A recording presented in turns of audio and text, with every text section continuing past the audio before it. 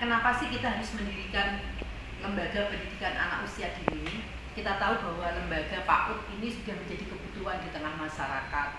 Anak-anak yang misalnya ditinggal kerja sama orang tuanya, atau mungkin orang tua yang ingin pendidikan maksimal untuk anak-anaknya di usia dini, ini membutuhkan wadah, membutuhkan tempat. Untuk itu penting banget pendidikan anak usia dini ini.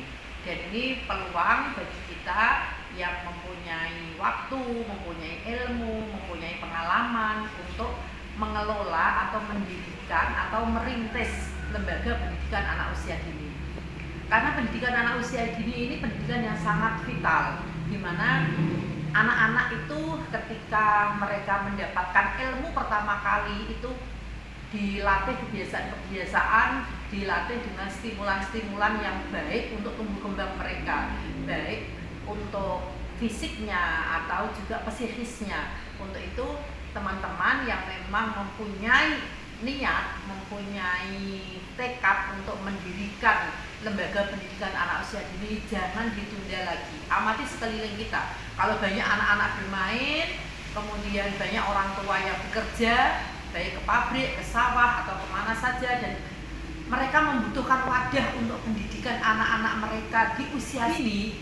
Alangkah baiknya jika teman-teman merintis mendirikan lembaga pendidikan anak usia dini. Penting banget, dan nanti ke depan ketika masyarakat itu semakin sadar tentang pentingnya pendidikan anak usia dini, secara otomatis masyarakat akan melihat bahwa kita siap menangkap peluang itu, kita siap menangkap sebuah pengabdian untuk mengelola atau merintis pendidikan anak usia dini. Yang formal bisa berupa taman kanak-kanak, yang non formal bisa kelompok bermain atau playgroup, atau juga semacam penitipan anak. Silahkan teman-teman kesiapannya dari sisi mana dulu. Misalnya kesiapannya dari penitipan anak dulu, silahkan, nggak apa-apa. Penitipan anak dikelola dengan baik, dengan penuh kasih sayang, sambil berkoordinasi dan berkonsultasi dengan Korwil atau dinas pendidikan yang terdekat.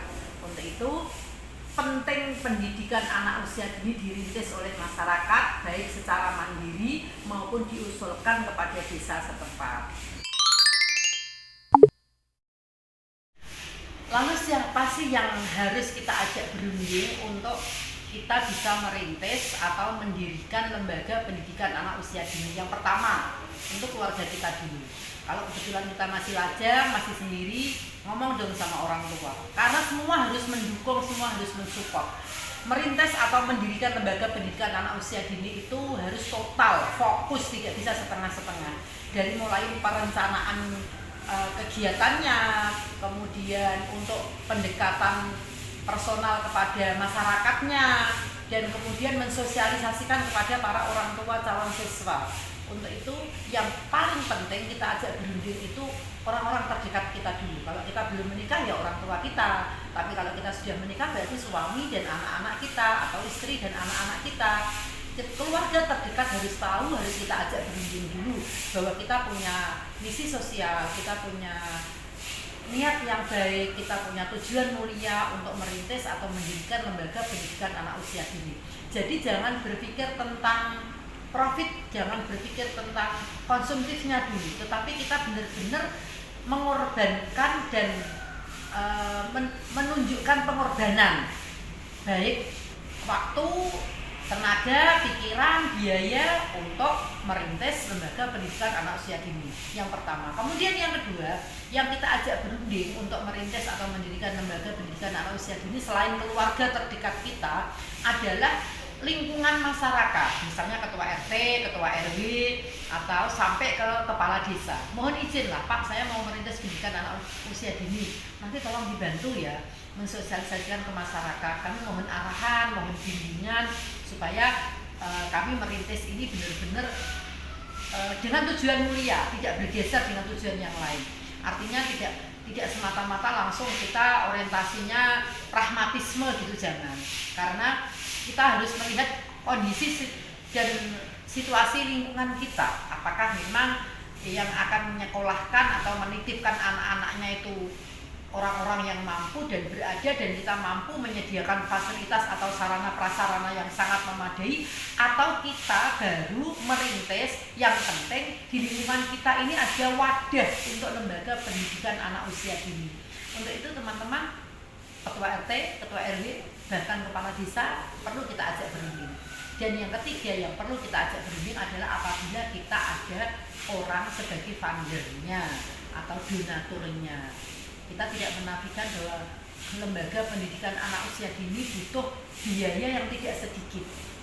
Anak-anak itu butuh alat-alat permainan, butuh mereka tempat yang nyaman, butuh fasilitas-fasilitas yang memadai yang menunjang kegiatan bermain mereka yang ada nilai-nilai edukasinya. Untuk itu kalau memang ada funder atau ada yang mendanai, ada donaturnya, silahkan dirembuk dulu yang baik. Bagaimana konsepnya? Apakah mereka memang murni donatur untuk sedekah, untuk jariah, atau memang ke depan itu diharapkan ada timbal balik pada dana yang sudah dikeluarkan? Karena sekarang ini pemerintah juga sangat memperhatikan keberadaan lembaga pendidikan anak usia dini. Beda dengan dulu. Sekarang pemerintah ada bantuan operasional pendidikan untuk lembaga pendidikan anak usia dini. Jadi anak-anak ini memang perlu diperhatikan pendidikannya sejak usia dini.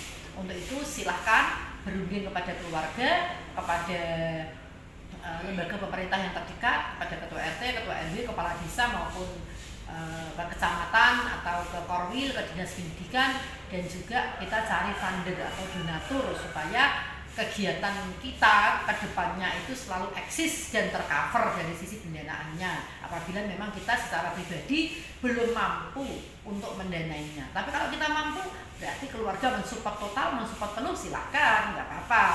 Itu bismillah saja. Nawa itu baik, pasti jalannya akan selalu diberi baik sama Allah. Selamat teman-teman, ayo kita bersama-sama menunjukkan kepedulian kita, perhatian kita terhadap pendidikan sejak usia dini. Selamat merintis pendidikan anak usia dini, maju terus pendidikan Indonesia. Assalamualaikum warahmatullahi wabarakatuh.